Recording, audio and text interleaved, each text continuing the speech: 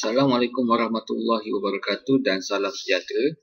Saya Nizam daripada PSMZA.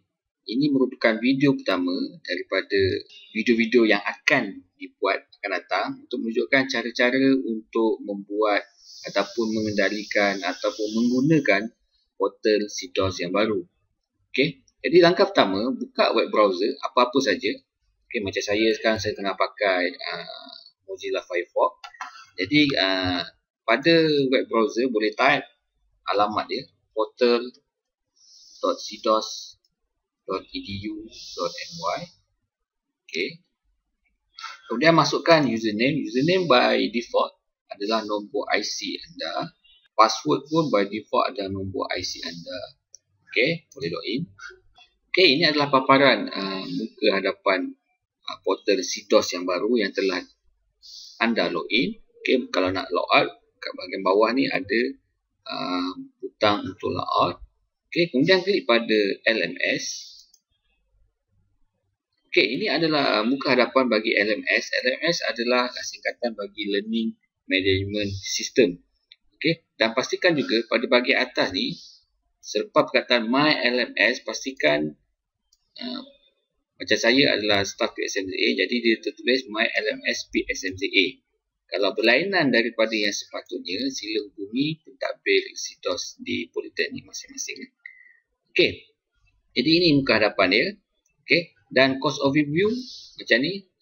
Course overview untuk JJ309 ini adalah platform yang telah saya buat sendiri.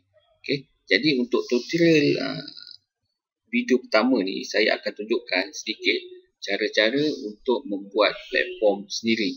Okay, jadi sebelum ni platform mungkin dibuat oleh pentadbir CTOS di Politeknik, tapi sekarang ni platform CTOS boleh dibuat sendiri oleh pensyarah sendiri. Okay, caranya boleh pergi kepada, klik pada home. Okay, kemudian scroll ke bawah sedikit, klik pada nama tuan-puan. Okey, kemudian boleh klik pada add a new course.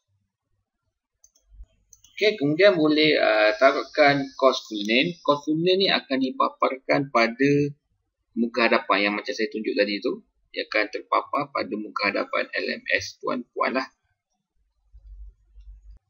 Okey, kemudian masukkan course short name, ataupun nama pendek bagi course tersebut untuk display pada, nanti dia akan ditulis pada bahagian atas ni. Okey.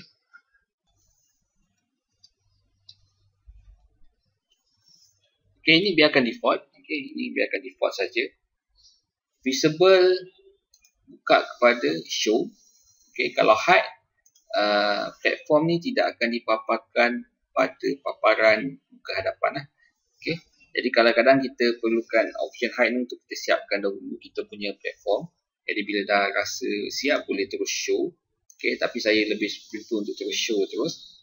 Okey, course start date terpulang nak start bila. Saya by default hari ini, saya start pada hari ini. Course ID number ni terpulang. Okey, nak isi boleh, tak isi pun boleh. Tapi sebenarnya kalau tuan-puan keliru tentang apa yang diperlukan dalam ruangan kosong ni, boleh klik pada ruangan tanda soal ni lah. Jadi dia akan bagi tahu apa benda sebenarnya ni. Okay, macam contoh course ID number ni, dia kata inilah bendanya. Okay. Jadi course summary pun boleh masuk course summary. Kalau nak biar kosong pun tak ada masalah. Okay. Course format saya rasa biarkan default saja. Kalau boleh try and error, tengok apa yang terjadi. Kalau score format apa jadi. Okay, tapi saya lebih suka topik format. Appearance pun default saja. Files upload default. Semua biarkan default saja. Okay, guest access, saya akan benarkan guest untuk masuk ataupun orang luar untuk masuk. Okay, jadi maknanya siapa-siapa saja yang boleh access dalam LMS PSMZA boleh masuk dalam saya punya platform. Jadi kalau kita klik no, maknanya bukan sebarangan orang boleh masuk lah.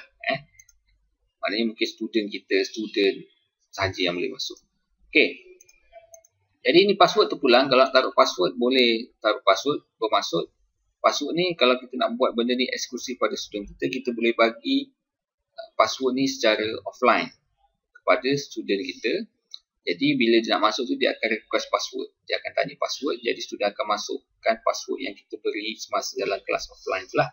Okay, tapi saya open saya punya platform kepada umum, jadi saya biarkan saja. Okay, group ni abaikan dulu, panjang cerita kalau nak cerita group ni. Group renaming pun boleh namakan role tuan-puan ataupun student. Kalau student nak bagi nama apa, contohnya nama pelajar tu student, boleh saja. Okay, ataupun guest nak taruhkan nama pelawat, boleh saja, tak ada masalah. Okay, kemudian boleh save change. Okay, kemudian kita boleh start untuk enroll ataupun untuk memasukkan student ataupun pensyarah ke dalam platform kita. Okay, jadi boleh klik pada enroll user, assign role sebagai manager, okay, ataupun teacher. Okay, boleh saja mana-mana, manager atau teacher. Dan yang paling penting, masukkan nama kita dahulu sebagai manager ataupun teacher. Okay, contohnya saya masukkan nama saya sendiri sebagai manager.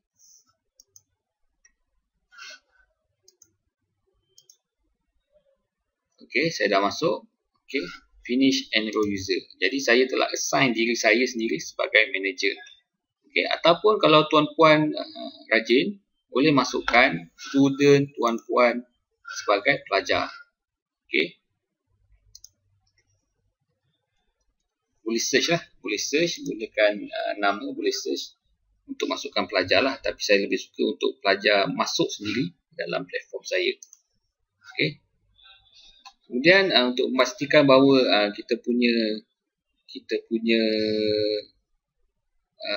platform ada atau tidak, boleh pergi kembali kepada my home. Okay, kalau dipaparkan maknanya ya, platform kita telah ada dan juga kita telah dibenarkan untuk edit ataupun tambah apa-apa bahan dalam platform ini. Okay, jadi saya rasa itu saja untuk kali ini. Jika ada masalah, boleh terus berhubung dengan pentadbir ataupun penyelaras CDOS di Politeknik atau jabatan masing-masing. Sekian, terima kasih.